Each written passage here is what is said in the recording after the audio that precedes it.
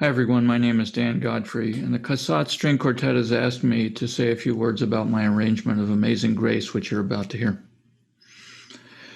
Amazing Grace, of course, has been interpreted in innumerable ways, ranging from the Black Gospel tradition to sacred harp singing to many, many others over the decades.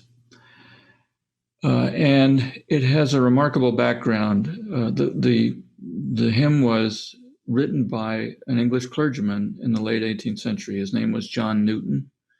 And what's extraordinary is that John Newton began his career as a slave ship captain and as a slave trader.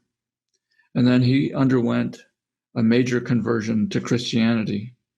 And in seeking redemption and God's grace and renewal, at one point he penned this hymn, Amazing Grace. And when he did so, there was a point where he took note of a memory he had of the songs that the African slaves were singing to each other as they suffered horribly below decks. And he noted that they were singing with a 5-note scale, what we've come to recognize as a pentatonic scale. And the pentatonic scale is a central feature of what we now know of as Negro spirituals and that tradition. And of course, the pentatonic scale is a central feature of Amazing Grace itself.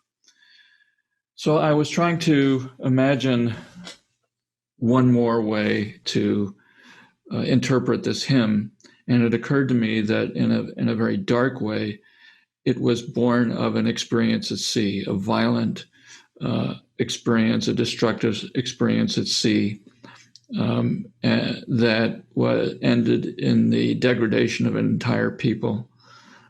And that for me, it might be a good idea to try to create a different kind of experience at sea, one that was gentle and healing and pointed in a very different direction and aspired to a very different outcome. And so I decided to write this arrangement of Amazing Grace as a kind of slow barcarolle. A barcarolle is essentially it's a gondolier song. It's a slowly rocking, gentle boat song.